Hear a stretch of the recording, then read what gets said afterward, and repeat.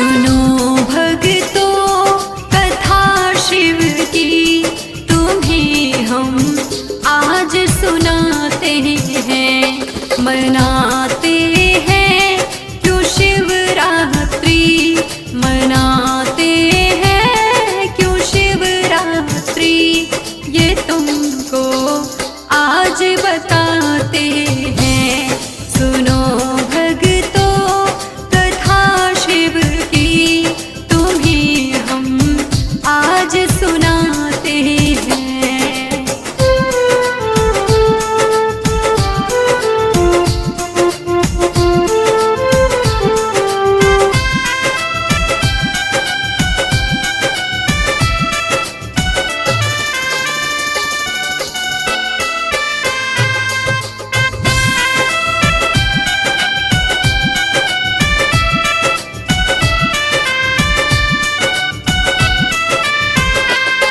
बात एक बार की सुन लो, सती से कहते यूं भोले, राम जी है भगवन मेरे, यूं मुस्काते हुए बोले, यूं मुस्काते हुए बोले।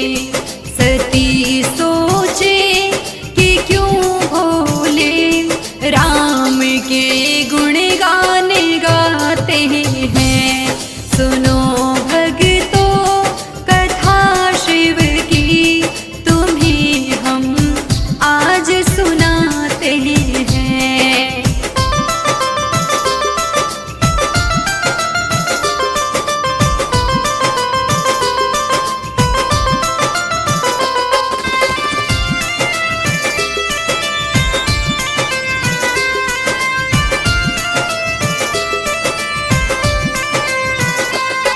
परीक्षा राम की लेने सती जी आ गई वन में, रूप सीता मैया का लिया, फिर हरे शाही वो मन में, फिर हरे शाही वो मन में। हुए जब राम सम्मुख तो माता कह करके बुलाते हैं। सुनो भक्तों कथा शिव की, तुम्हें हम आज सुनाते हैं।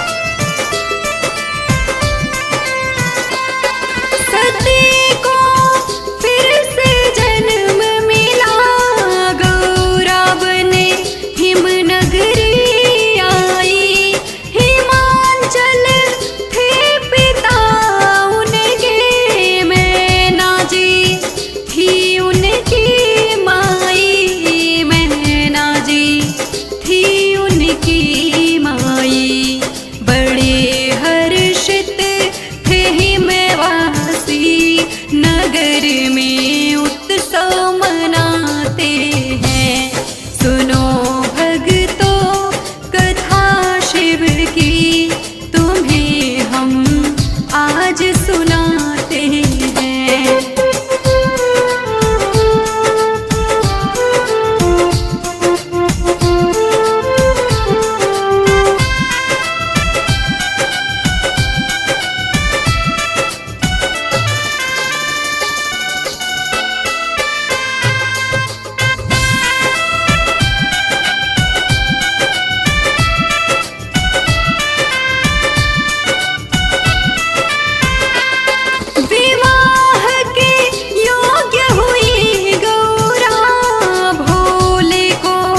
अपना पति माना, शोर जब हिमनगरी में हुआ, हिमांचल ने तब ये जाना, हिमांचल ने तब ये जाना। न भोले के पास कुछ भी है, कह के गौरा को समझाते हैं। सुनो शिव की, तुम्हें हम आज सुनाते हैं।